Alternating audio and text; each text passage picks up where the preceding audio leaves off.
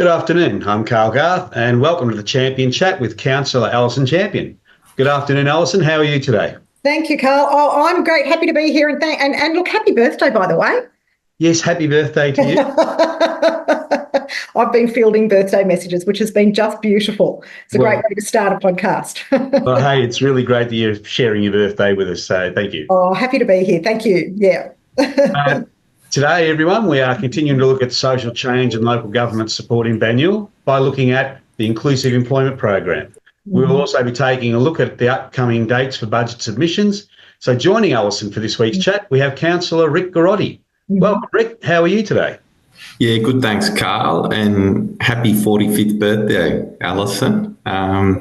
I'll pass that on to my colleague. I'll let him know. You said happy 55th birthday.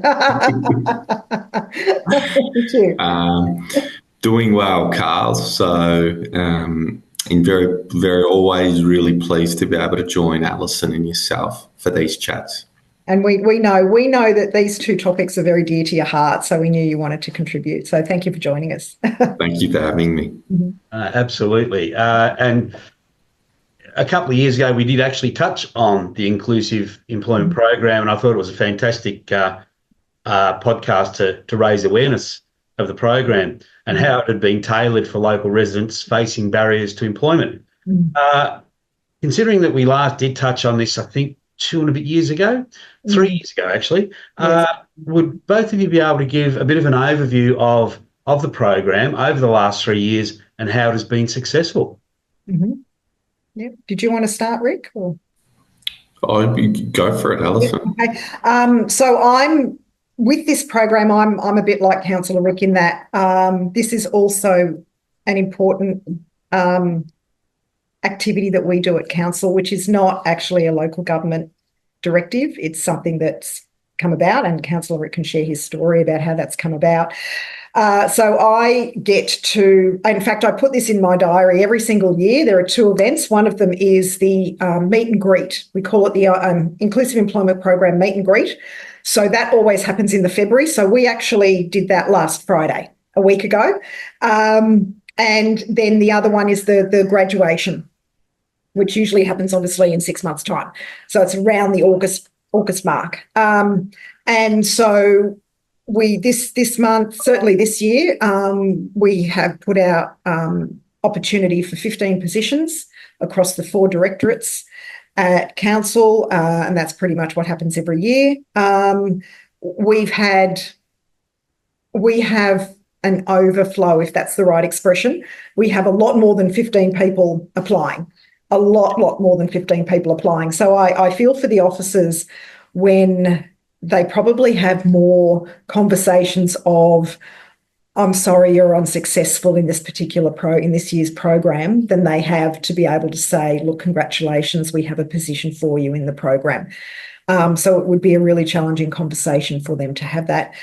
So we always have a wait list or, more people there than we have positions.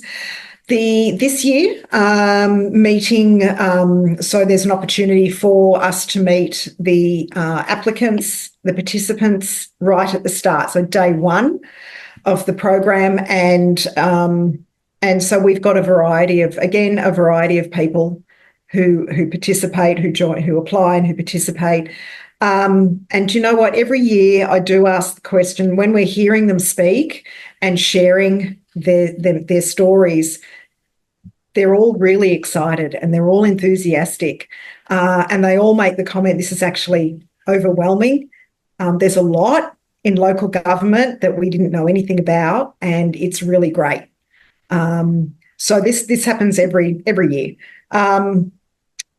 And then we find that they go through the program. Sometimes we meet in with them during the program before we meet at the end, and we find that the majority of them graduate. If they don't graduate, in most cases, they've actually got a job somewhere else. So somewhere along the line, they applied for the job and they've actually acquired that somewhere else, and they end up getting that, and that's the whole point of the program, is to be upskilled or skilled enough to go and find work either within council or elsewhere. Yeah, so I understand that there's actually been quite a large success rate of people who've gone through the program, Correct. graduating into full-time employment. Yeah, correct. So we, as the latest figures, which will obviously change later in the year, the latest figures we've had over, I think we've actually, Rick, I think we've actually found, was it 100? We wanted to 100 jobs. Was it 100 jobs for people? No, we've done almost 200 now, Carl. Yeah. Yeah. Okay. So 200 direct through the council's inclusive job program, and over 1,000 indirect through 6 social enterprises that we support and or run, and through our inclusive social procurement. So it's in the thousands now. Yeah. That's amazing. Yeah, that rings a bell. So the stats on the website are just a little bit behind. So essentially, though, virtually 100% of the applicants and the participants end up with a job somewhere, is the point. Yeah, they end up with a job somewhere. Okay. Yeah, and I think that we, the numbers are, the numbers are great, but it's the individual stories that I think are so much more powerful. And just as one example, Carl, one of the very first participants that we had come through the program, he attended the first information session with his mum. And a lot of the participants do attend with their parents because they're used to dealing with agencies like the NDIS or other government bureaucracies, where if you don't tick a particular box or dot a particular I, you get looked over, and they're just smashed by those agencies. So to come into a forum that says we're going to simplify things for you, we're going to make it as easy as possible, was refreshing. Anyway, this individual, he ended up getting the job. And he'd never had a job before. He'd done many interviews. Yep.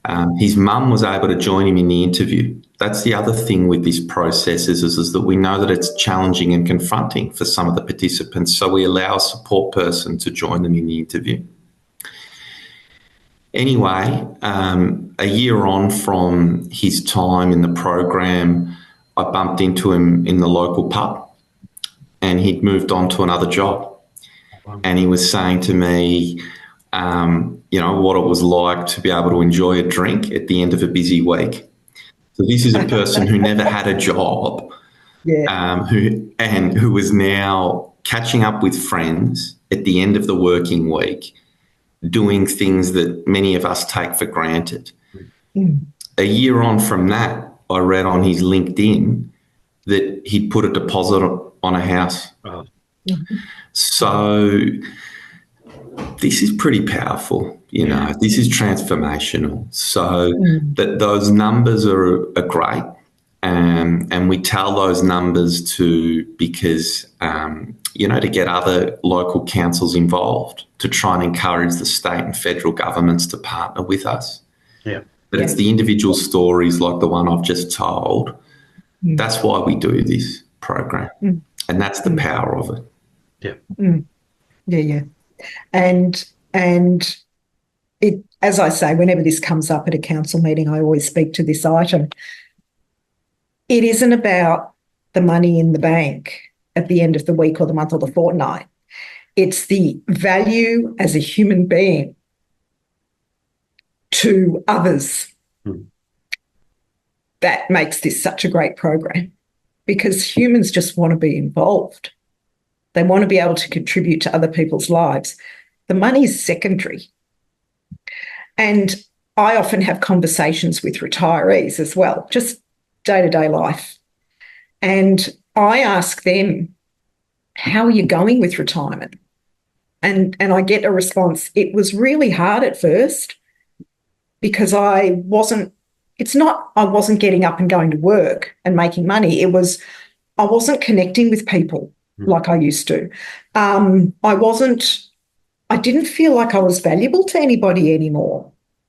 And that's also powerful, So it's at the start of a career or workplace, it's at the end of a career or workplace as well, that people really get there's a lack of human value. And that's a really important thing for us. Mm. Yeah. And Carl, I think the important thing though is that to highlight is that we're not handing out freebies here to these people. We're not just taking people on and giving them a job for the sake of it, just so that we can feel good about ourselves. These are real jobs that are dealing with real needs within the council, and the participants that are doing them are held to the same expectations and standards as any other worker. They are working and delivering for the community, and they are held to the same standard as everyone else. And what we found is that in many cases they outperform because they've been given that opportunity, because they've been given the chance to provide value. So we are much richer as a council, and by extension the community.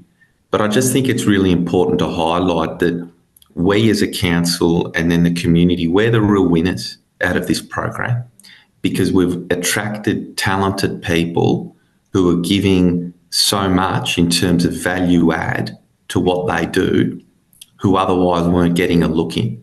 But I never want a sense from anyone in the community to think that it's some sort of a handout or freebie.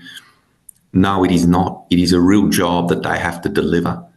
And we're so pleased that most of them, if not all, have stepped up to the plate and been able to do that. Yeah, sorry. My situation, I think I've told you before, with my son.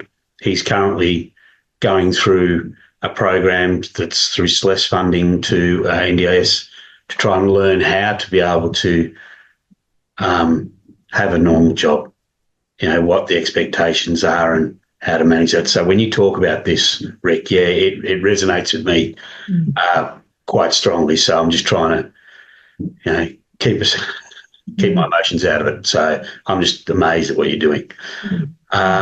So look, my follow-up question really for that too is, for a program that's been so successful, has such immense benefits within the community for the individuals, and the recognition of the value of people, which I think is just probably the top important benefit.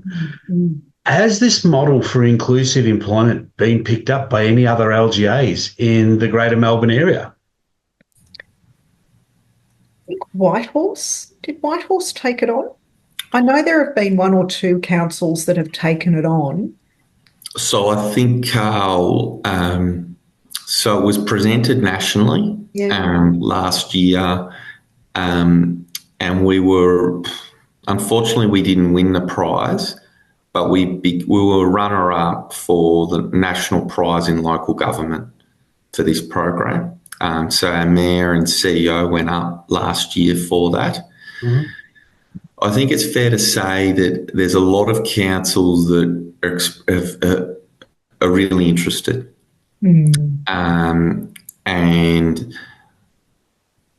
keen to look into it. And Banyule's invested in the frameworks, the structures, the templates. We've developed a lot of capability and staff resourcing as well. But it is an example where this is where sometimes people say to me, oh, what do councillors do? At the end of the day, officers run the council and you respond to what they put in front of you.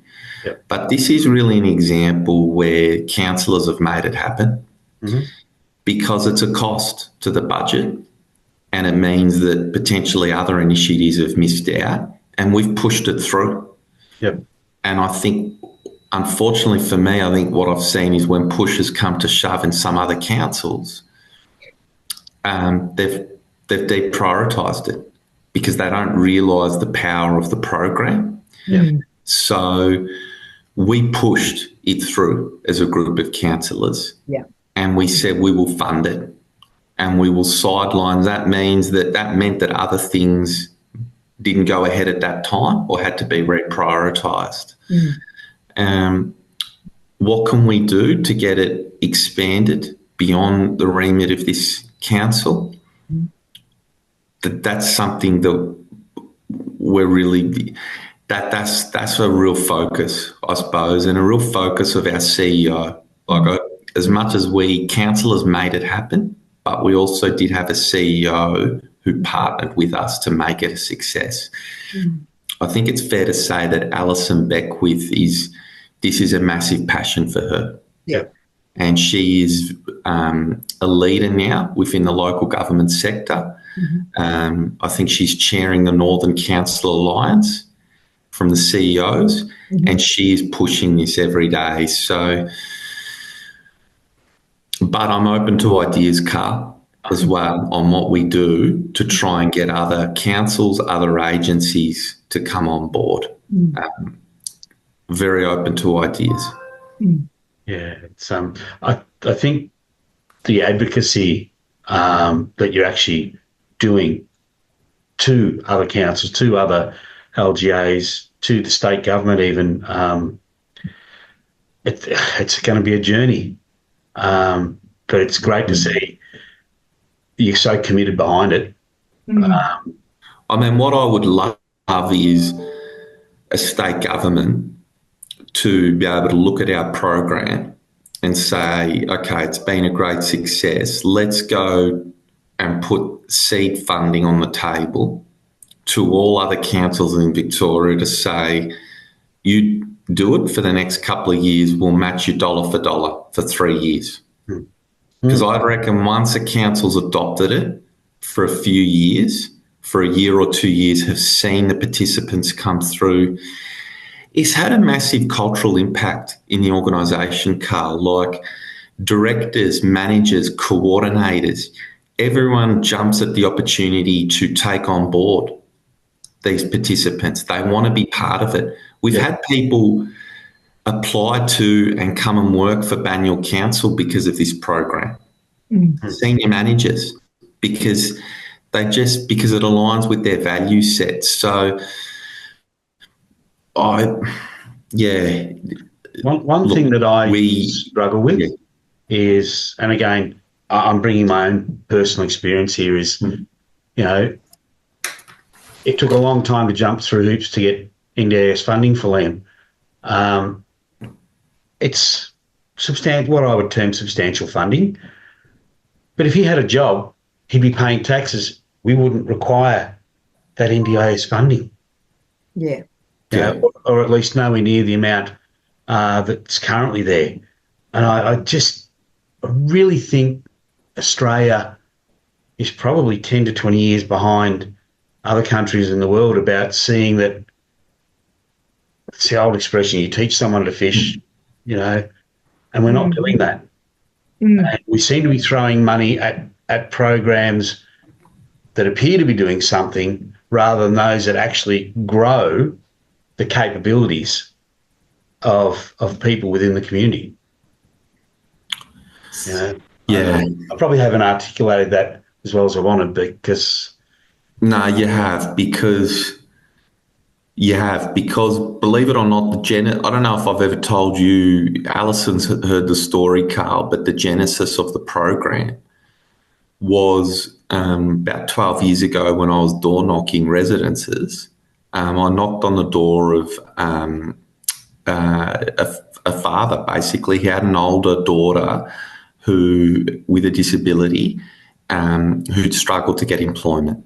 And he said, look, Rick, I've seen some of your material, I'm happy to support, but if there's one thing I'd like you to look at doing, it's providing a program for people with disability to get a job. He goes, it's probably too late for my daughter now, but he goes, I think that'd be a great thing if you could do. And I made that, I thought to myself, I'm going to make that my mission on the council. And in a way, that conversation has been the guiding principle for what we do. Because if we can provide that opportunity, if we can provide that support and give people that first foot in the door, then it unlocks their potential. So agreed. Agreed. So, yeah, look, our mission is to obviously continue to do what we do, to promote it. And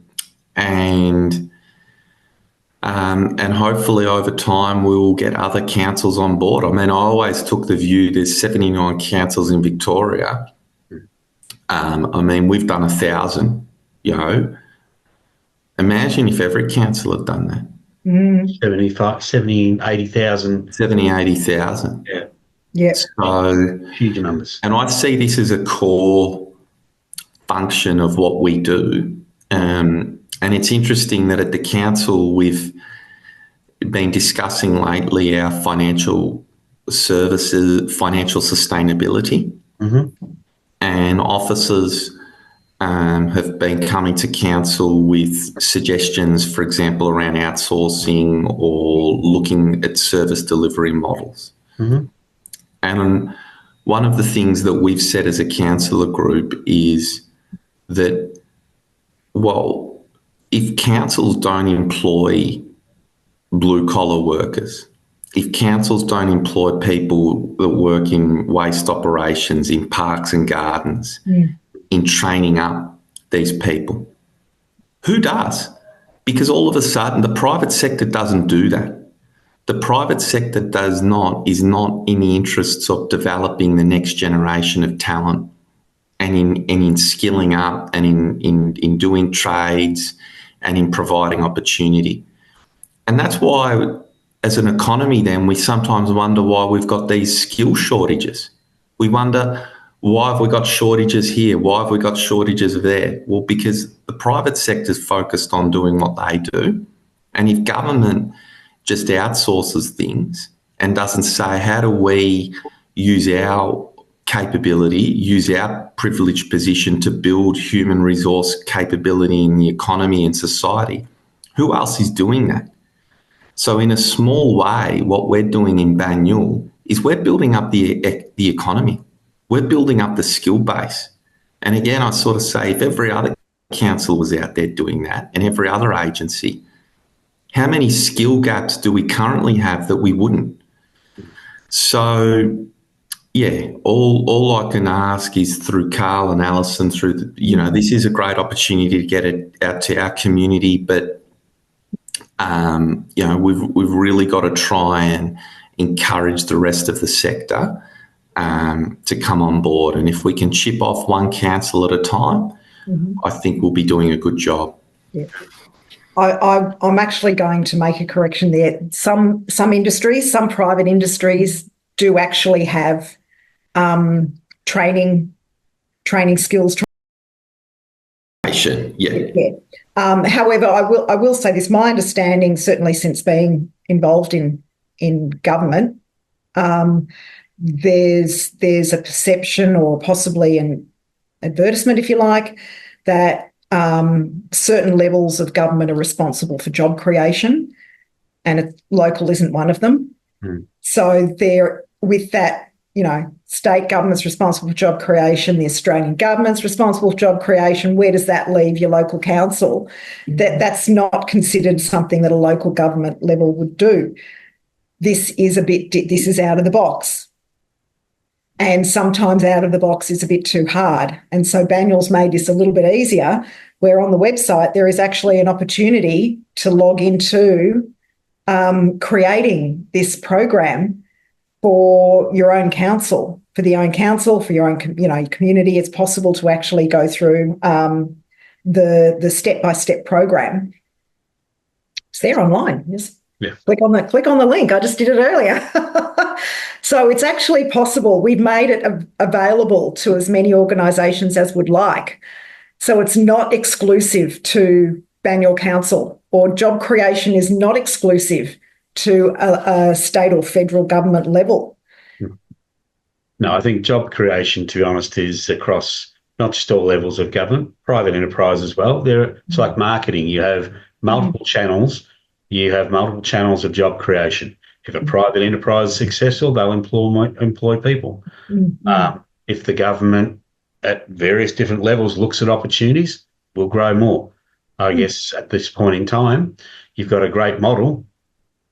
Let's hope we can help you raise more awareness of it. Yeah, yeah. Well, there is one thing I would actually, we've been talking about the private sector, Rick, and you had mentioned that this program has also gone out to some social enterprise businesses that council help support and have partnerships with. Have the other organisations from the private sector come forward about this program or been involved in this program?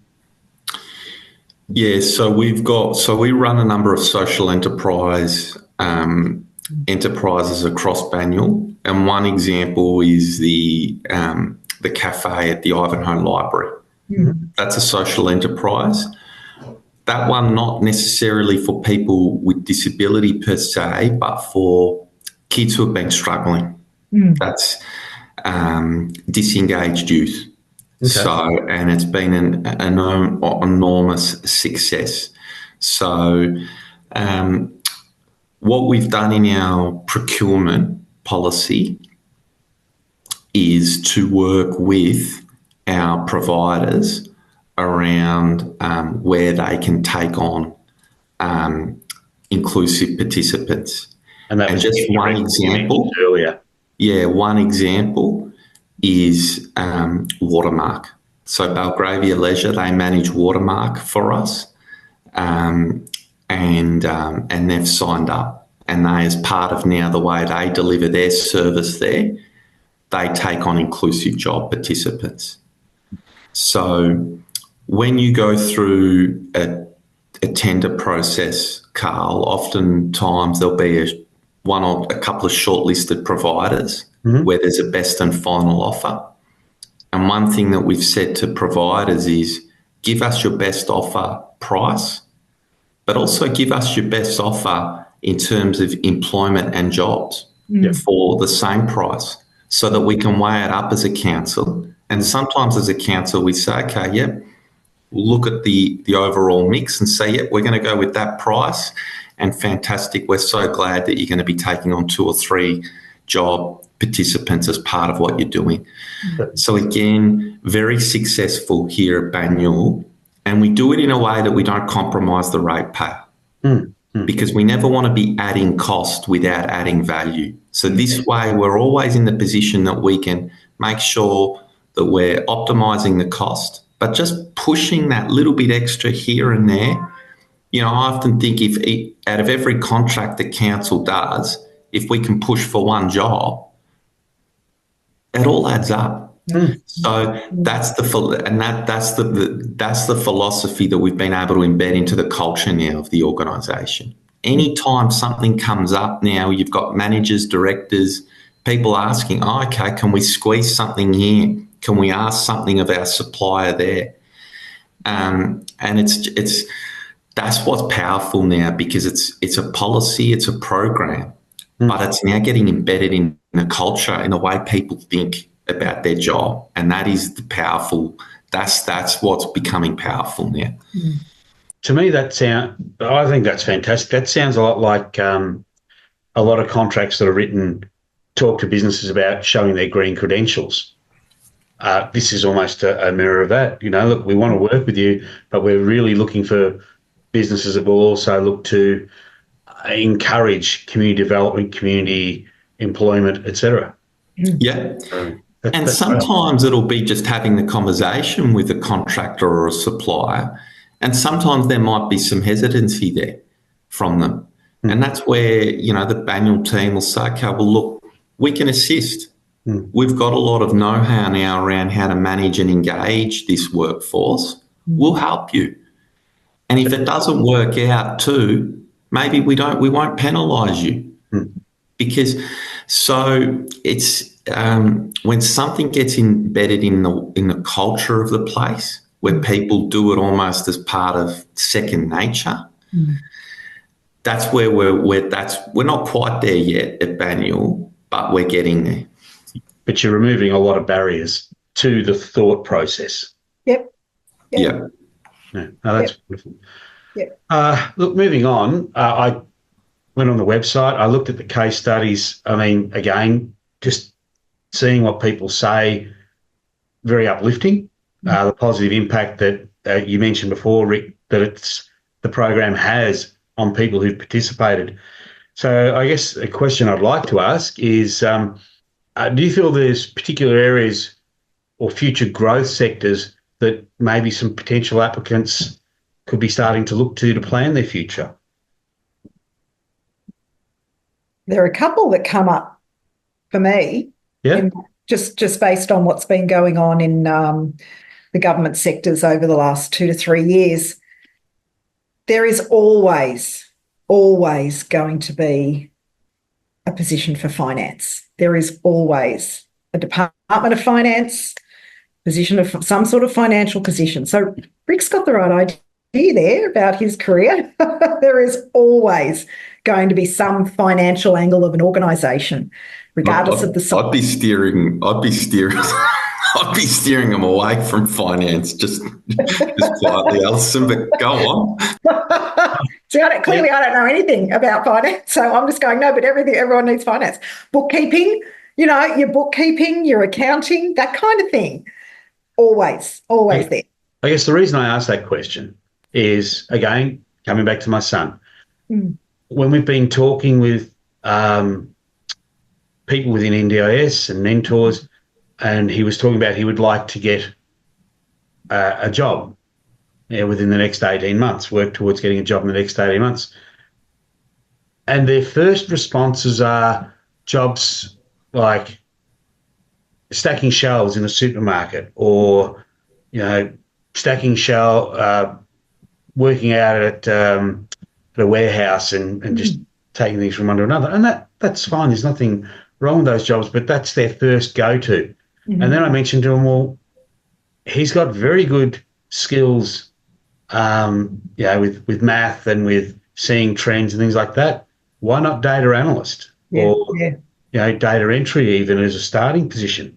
Yeah. And that's why I asked the question that I asked, because it would be good to understand what sort of jobs do you see that just out of interest, I know, but how old's your son, Kat? 23.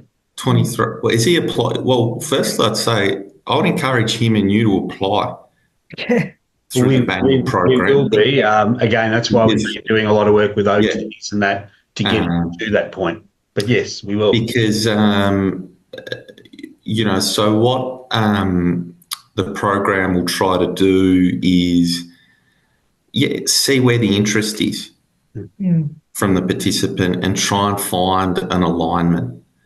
Yep. And I think, look, the benefit for council is because the service breadth, because it delivers so many services.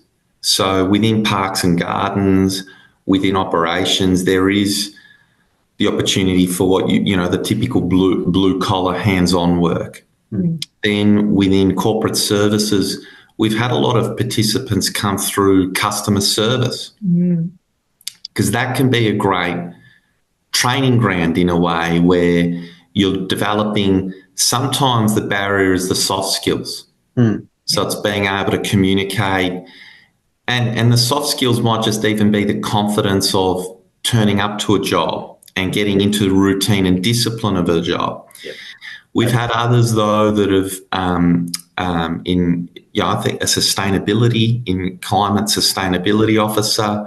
The young gentleman that I gave the example of earlier, I think he was assisting in the governance side of things, and ultimately was assisting the governance manager in meeting agendas and packs for the councillors. So there is the power of the program, as it does look to try and see what the skills are and the interests of the participant, and then find an alignment as best as possible within the council. I agree with you that that not enough of that. The conversation does often seem to head down one pathway, and not asking, well, what's your interest and what are your skills and how can we align with that? that's where I think we do it well at Banyule. Okay. Yeah.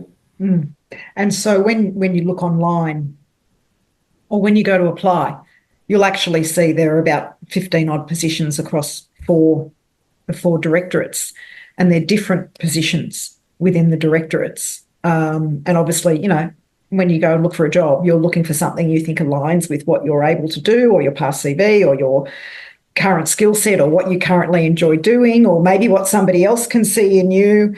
And you look at this list and you go, well, what aligns mostly with me, and maybe what I love to do. And look, one of the participants this year loves animals. She's actually been working with, I think she said, the RSPCA. So she just loves animals in general. So she's now working, and she has experience.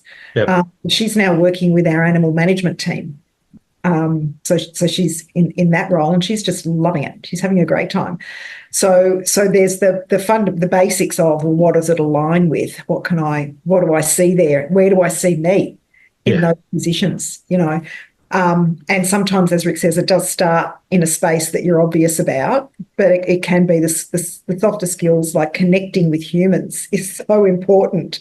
Regardless of any other skill set that you have. And that can sometimes be the thing that you as an applicant need to have confidence in before you're giving a CV and applying for a particular position. It's the connection with the humans, the other humans, and the humanity, and the confidence. And one thing that I personally made a conscious change in my life to be here where we are now is just be the possibility of confidence, and be okay with the butterflies in the tummy, and be okay with the being out of a comfort zone, because as you both know, nothing ever happens in your comfort zone, and sometimes it's that feeling of discomfort doing something that helps impress someone enough to be in an interview or to go to the next step. That in itself can be a challenge. I suppose the other thing too is that I mean, at a minimum, anyone who applies for a job with Banyule will get an interview. Right. Okay. So they're getting that experience. Because, at a minimum, yeah. Because obviously we get more requests. There's more, you know, than jobs that we have available. But I think one thing that has always gotten people down is they apply for a job, they never hear back. They never even get an interview. So everyone gets an interview. Everyone gets to go through that process. If they're not successful, then feedback from the interview, where you did well, where you can work on, where we can improve your CV, where we can support you with one of our partners in social enterprise or one of our procurement. So that's so I can only encourage. I just can only encourage you to look at it, Carl, and others within our community. Yep.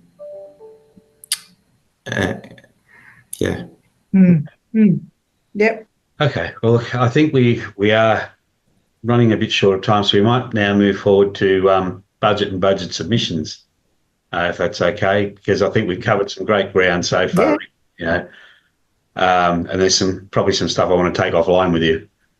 But let's talk again, as I said, about budget submissions. So when it comes to planning for a local council budget, what are some of the main things that need to be considered around these submissions, and what do they generally cover? So we're opening up. So we're going through, I think we'll be putting out a draft budget soon. Yes, in a couple of weeks. The community. Yeah, March. And, you know, the key, you know, so for council, we need to be, the foundation for everything is being sound financial sustainability. Because one thing as a council that we Neville, that is a guiding principle for us is that we're here for the long term. So if we're delivering a service, if we're delivering a program, when we commit to that as a council, that's long term. Yep. One of the challenges that we've seen, unfortunately, in the economy at the moment and with other levels of government is programs that are funded for a couple of years. And then when the budget gets tight or the economy's tight, they pull the program and they pull the people with it. Yep. So the fundamental commitment that we give to our staff is that when we commit to something, we commit to it in the long term. The Inclusive Jobs program is a good example of that. And so what it means is that we don't rush into new long-term commitments without making sure that we can back that up. Yep. So it's a really rigorous budget process, because once you've made a commitment to something, the worst thing that you can do for your employees and community is chop and change. Yep. And cut back and scale back or terminate and those sorts of things. So where do these submissions come from? I mean, do they come from local people working with their councillor, or? Yep, they come from the local community. They come from people like yourself, Carl. People who live in Banyule, they have an idea. That's it. That's all it is. I got an idea. This is a solution to a problem that I'm experiencing. Are other people experiencing it? They probably are.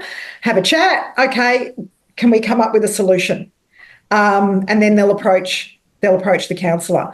A perfect my project, which started in 2009 around safety around Montmorency South Primary School.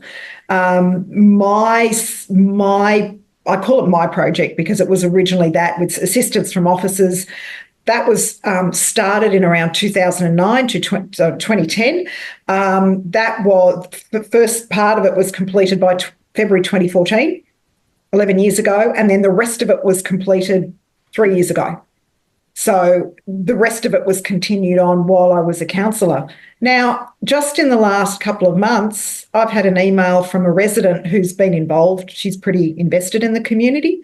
She's found some ways to improve on that project and to expand on that project. So I'm on board with her to go, okay, well, this is what I did.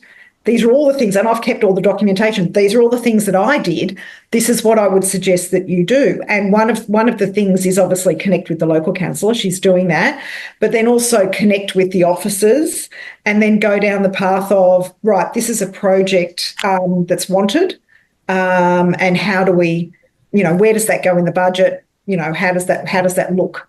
So it's a whole heap of conversations with not only the ward councillor, but also officers as well. To get that on board. That's one thing. There are other things that I'm in touch with. I've got another resident who, actually I've got a handful of residents who want to see a safer section of road in the Sherborne ward. And it's like, yep, great. I can see why you want that. I'm on board with that. What are we doing? And they've gone ahead and done a huge piece, for a resident, it's a huge piece of work on how do we make this space safe, so that I can pull that out and I can take that to our officers and go, look, this is what our community would love to do. Can we please put that in the budget? Now, as we've said, we've got submissions that will be possible in April. So we're in the next council meeting, which is the beginning of March, we're going to be putting the budget out to the public. So that'll be on our website. Have a look at that. There'll be some, you can look at that and go, oh, great, our project's in there. It's in there for this year or next year or the year after or whatever it is. So it's up to residents to also look at the budget and find their project. And if it isn't in there, it's like, hey, Alison, can we do this, please? And that's when there's an opportunity, which will be coming up in April, for the community to speak at submissions, an evening of submissions. And we as councillors, we just sit and listen to their submissions. And then that's added.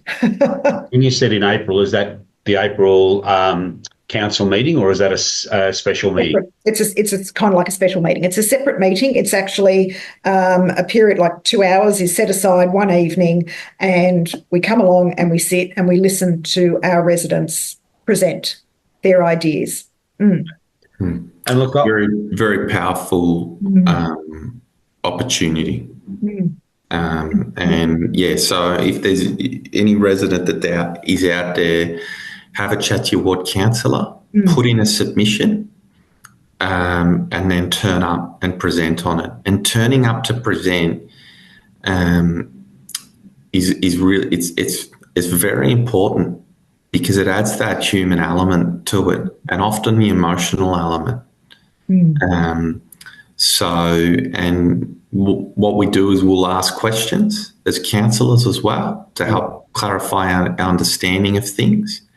But I always say to people when they're engaging with me or other councillors, please make sure if you've put in a submission that you come to talk to it, because that human connection, and particularly oftentimes people are putting forward something because of an underlying emotional issue. You know, if it's a safety issue, to talk about the near misses, the accidents, and what this would mean for the community. If it's a sporting thing, to talk about the people in the club that are going to benefit. If it's a social program. At the end of the day, where, you know, it's budgets are dollars and figures, but it's humans with emotions that are making the decisions on that. So I can just encourage people, if you've got an idea, do exactly what Councillor Champion has said, but please make sure you front up and present with emotion. Okay, so let's talk about the presentation for a little bit, Rick. When I'm doing that presentation, let's say I've got a submission, am I coming with a template presentation that council have, or do I make my own PowerPoint, or am I just speaking to it? You're just speaking to it. Any of the above. We've had haven't we? one submission style that always gets a reaction is the president of the Watsonia Traders Association, Jeremy Richards. He does this video where the words,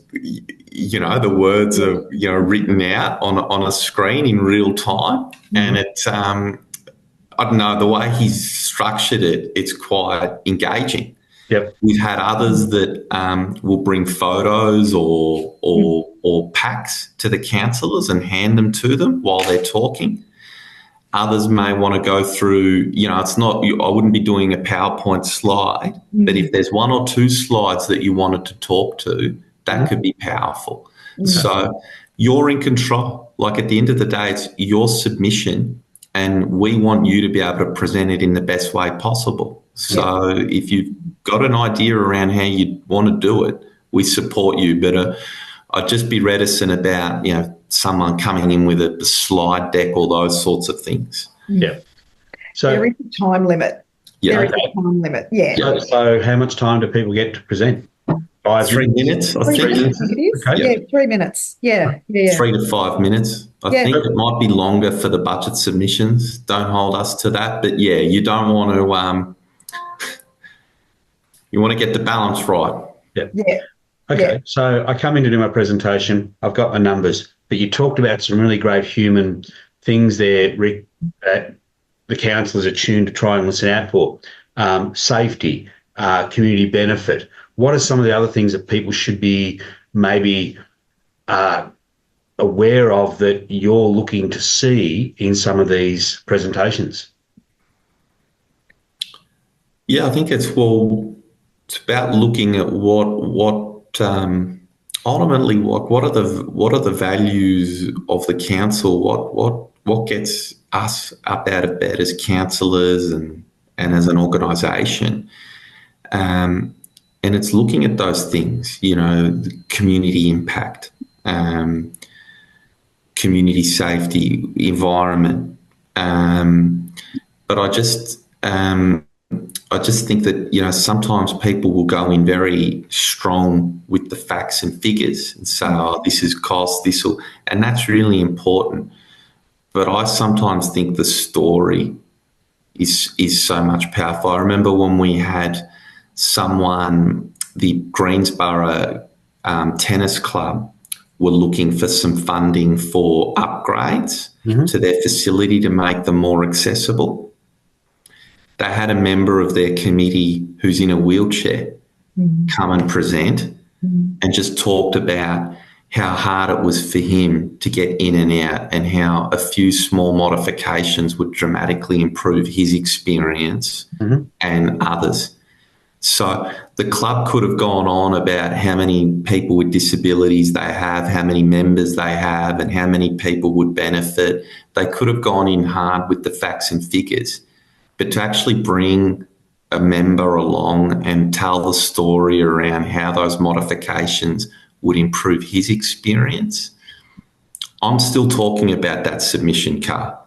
Yeah. So I just feel that that's the power.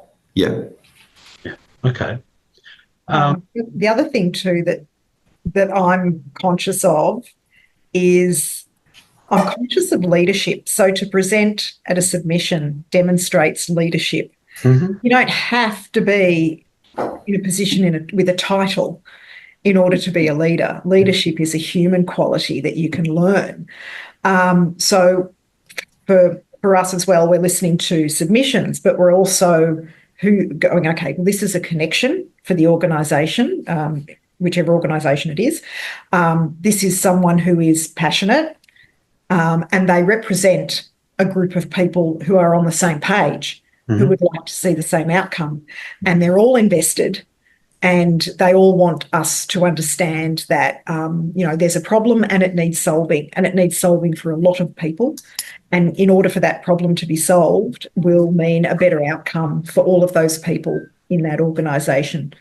So it comes back to also the culture and leadership of an organisation or a group of people. Yeah. And that's what certainly I see when people present to council with the submissions. And we should caveat it that it's not to say that you can come in with a half-baked idea that doesn't have a sound basis to it. But that's where I think, just reflecting on what Alison said earlier, chatting to your ward councillor, getting some officer input, because sometimes you might have an idea, but it's not properly thought out. Or the officers might be able to say, well, look, we're already doing that here and here. Why don't you position it in this way? But do a little bit of upfront homework with the councillors and officers, and then come and make your pitch.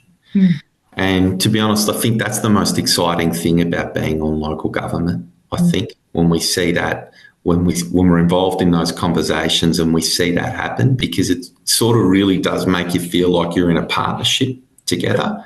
Yep. And look, the officers who, talked about them previously, about the great work that they do. Is there an officer per ward, or is it a pool of officers? Well, there's a councillor per ward. So it's a pool of officers. So depending on your focus area, you'll be put in touch with the appropriate subject matter expert. And our officers invest the time in that. We will, and particularly I know that Alison and I will make sure that happens. Every person I know who fronts up to chat to Alison as to me will put in the time, and we'll make sure our officers put in the time. And I think if we can just sometimes do some of that pre-work early, because sometimes as well, Carl, too, people might have an idea or concept about what they want to do, but it's maybe not the right time financially, or it's a bit beyond what the council can accommodate. We'd rather be able to have those conversations early and work out what can we do, what is realistic, and be honest with one another. So now is the right time to be engaging in the conversation. And look, as you said earlier, just because something's not picked up this year doesn't mean that you can't potentially be part of it next year or move into part of the Shaping Banyule program. Correct. And it's if we can understand too, or advise as well, this is a journey. Whatever submission you have, and in many cases it is for a group of people, for whatever reason, it is actually a journey. This is not the only budget submission. This is not the only budget. There will be another one next year. But we have these conversations every year for months on end about what's in the budget. Can that stay there? Can it be moved?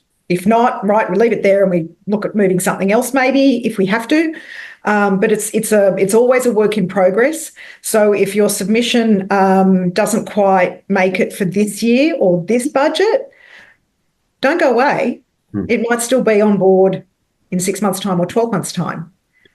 I think one of the things that I've really picked up talking to the two of you today and in previous is Banyule's not thinking in terms of 4 yearly segments, or if it does, it's actually 4 years as part of a 10 to 20 year vision, which I'm not sure is the standard model across everywhere, but it seems like you've got your vision, you're breaking that elephant into chunks, and then you're actually having the flexibility to adapt it as you go along, meeting what the community needs at the time.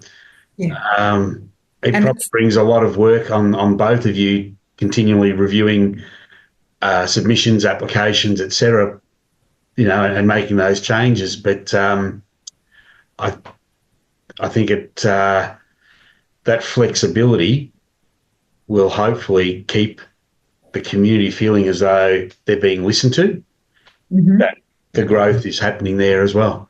Yeah, well, that's where your communication is key. Whether it's in a written form or a spoken form, communication is key. Look, a really perfect example of a project in Sherborne that's being shifted is the Petrie Park redevelopment. Now, before I was elected, so Rick's first term, at the end of Rick's first term in mid-June 2016, the council voted on Petrie Park redevelopment, which is beside the railway line where the RSL is in Montmorency. You go there now, it's 8 years later, nearly 9 years later, nothing's happened. What's going on? But because the state government conducted the rail duplication project, the Petrie Park redevelopment has been pushed back. It's just on hold, and it's a case of, this was all going to be funded by council. Now the state government wants to do their rail duplication, and that's another story. So that project isn't happening when it's meant to be happening. It's going to be pushed back, but hey, we can get some money maybe from the state government to assist with this, which means that our budget is not as stretched. Those sorts of conversations are had, especially around, if we take the North East Link project, prior to that being announced, there were projects in line, they were in budgets, and the North East Link project was announced. It's like, so then the conversations about certain parts of Banyule that were part of the budget that were going to be redeveloped, rebuilt, whatever it is. It's now, we now have the state government involved. How do they become involved and help us with this project, which is important? The Watsonia street upgrade, the Watsonia shopping strip, is a perfect example of that. So that was at some stage going to be upgraded. Now that the state government's involved, right, well, there's a huge, you go through there now and you know it, Carl. I know you're driving through there. You look at it now, there's works in progress, and it's not all out of the local government budget. The state government's involved with that. Yeah, but you're spot on, Carl, that you need to have a long-term plan that you work toward. But you need to be flexible and adaptable to what comes up as well. I think we get the balance right in Banyule, because you don't want to be too, you don't want to be chopping and changing all the time depending on what the latest flavour of the month is either. Yeah. And sometimes in order to do things successfully, you need to lay out plans and stick to them. which we've done as a council. We upgraded Watermark. We did the Belfield Community Centre and social housing. We had a structured program of works that we've committed to. So I think we get the balance right. But again, that's also the budget submissions, not just an opportunity to sort of put forward projects or ideas. There's also an opportunity to have a conversation with us around how we're going on that front at the bigger picture level. And we always welcome residents that want to engage on that level with us as well. Yeah, absolutely. Well, I think we've covered a lot of ground today, so I'd like to thank you both for your time. We've gotten some great insights into the employment program, into budget planning and submissions. So I really want to thank you both for that today. Oh, thank you. And thanks, Rick, for your insight. Always great.